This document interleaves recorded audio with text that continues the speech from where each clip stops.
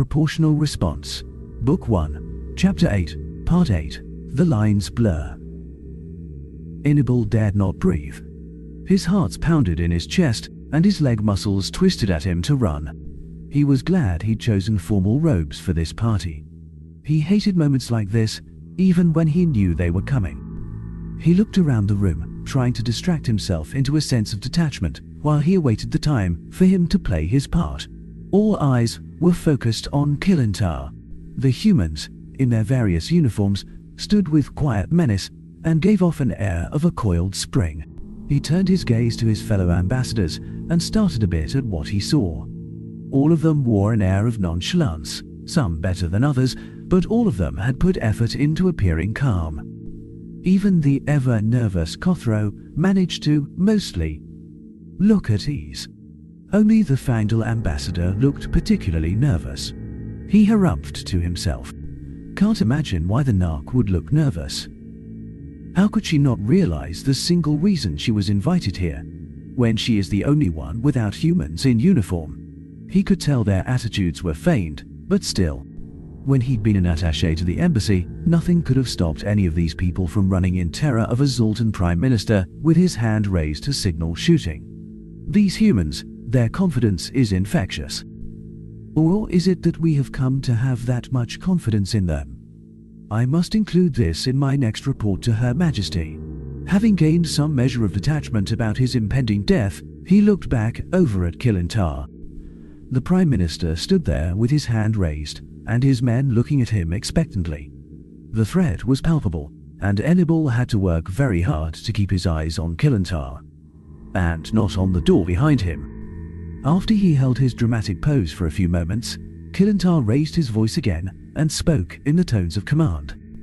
Every human mercenary in this room is under arrest for the crime of violating council security.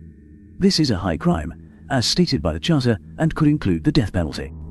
I assure any human here that if you surrender yourselves now, you will not be executed, and your cooperation will be taken into account at your trial. Henry Archer, as the human ambassador responsible for these mercenaries, I place you under arrest as well. Now, all of you mercenaries, step forward. Not a single human moved. In fact, Henry seemed to be the only human even paying attention at all. Kilintar snarled and closed his fist. All of his guards brought their weapons up, and Hannibal could hear their safeties click off. This brought a response. Hannibal was amused to note that he had, once again, underestimated human abilities, as every human guard in the room had managed to draw a weapon and point it in the time it took the Zoltans to bring their weapons to bear. It took an effort to keep his face smooth and not shake his head.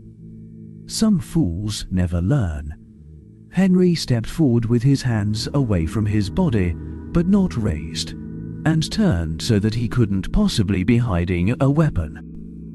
I see you have finally learned to see some sense, and will surrender yourself willingly. Now, walk over here, slowly, human. Henry stopped moving and shook his head, and let his arms fall partly towards his sides, though he kept his hands away from his body. You can't arrest me for being responsible for human mercenaries on council grounds, Kilintar, because there are none. There is not a single human mercenary in this solar system, even, at least not to the best of my knowledge. This standoff is pointless, however, and is really spoiling the mood of what has been an excellent party.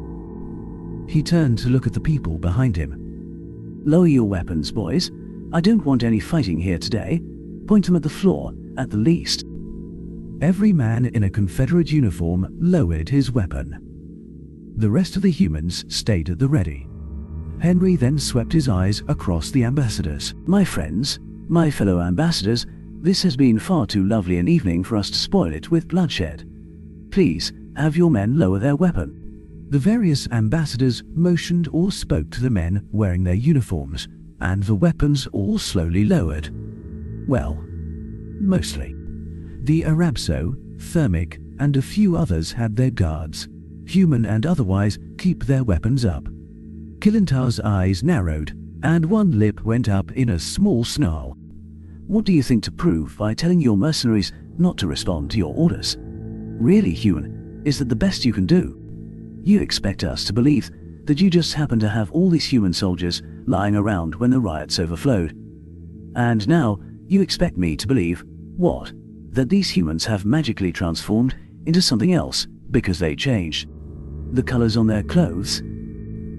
Enough of this, guards. Prepare to, Henry's voice came through the speakers which had been playing music, and had been made loud enough to drown Killentar out. Stop. The volume lowered a little, but remained loud enough that Killentar had no hope of interrupting. You are about to take an illegal action, Killentar, and I request that you stop. As I told you, there are no mercenaries here. Every human is a citizen and a sworn member of the military of the nation whose uniform he or she wears. Each one of them have renounced their citizenship in both their home nation and the Confederated Worlds, and have become citizens of the respective other nations. They did not answer my orders because I have no authority to give them it. Enibel, again, had to work to keep his face smooth and his eyes on Killentar's snarling face. Not at the humans flanking the doorway behind him. No! Eyes where they need to be, Ambassador, not on the insurance. Wait for your cue. Killentar held his hand ready to order a bloodbath, but he had to have realized by now that he'd walked into a trap, and that it was being recorded. His eyes went to the cameras in the ceiling, then back, and Henry gave him his best smile. He swept his gaze around the room as he spoke. You expect me to believe that a bunch of sapiens have given up citizenship with their own species to live with aliens? Is that not the word that you humans use? I don't believe it. Not for a moment. This time Balud, the Arabso ambassador, who spoke up. Believe it, Killentar. We, all of us, have accepted humans into our respective nations and militaries, and we have more who have volunteered to join us. It seems that humans are even more adaptable than anyone thought. The humans who have joined the Entaro Republic are already learning to eat our food.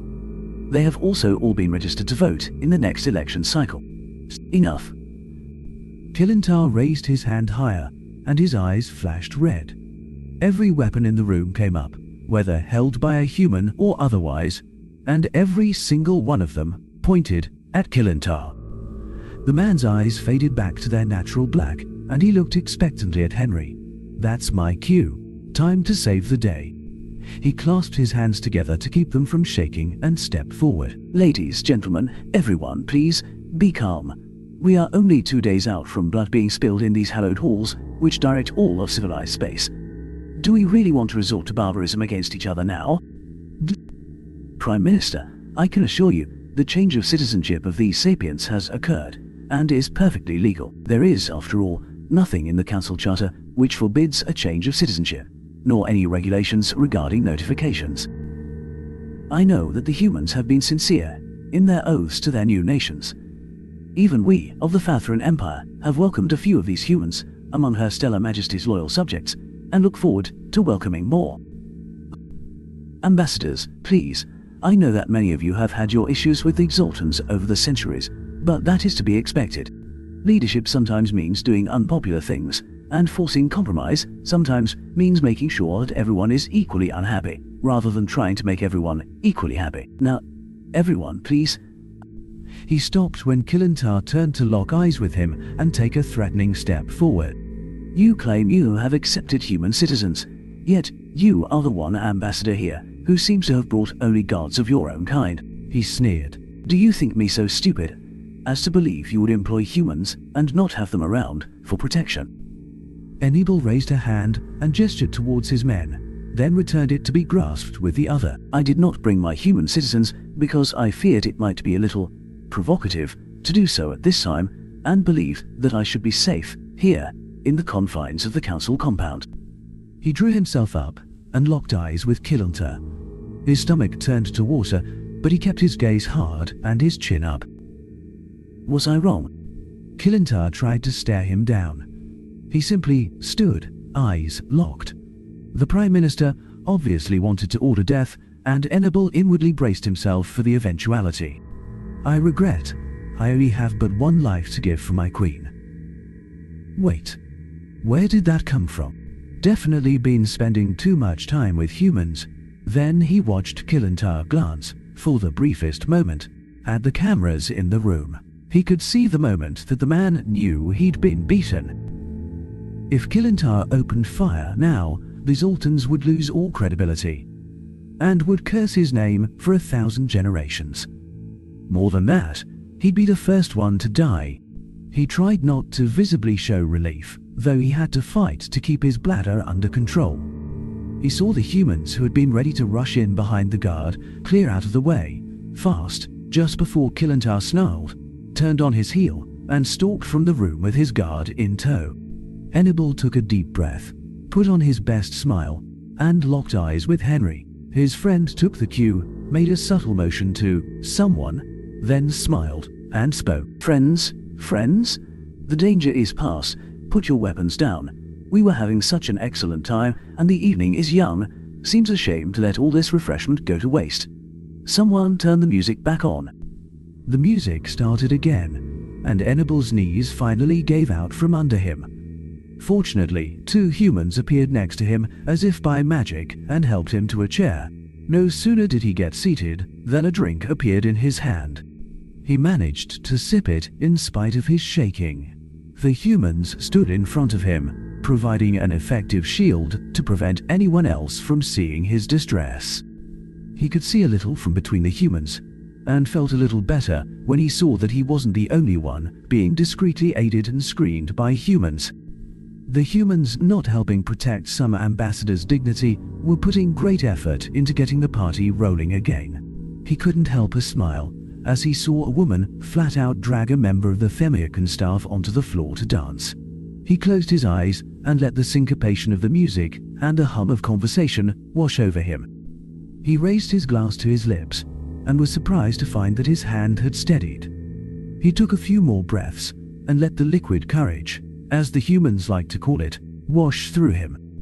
He could already feel himself beginning to calm, his heart's beating slower and his shaking coming under control.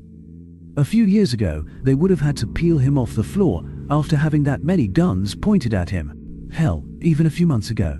Too much time around humans indeed.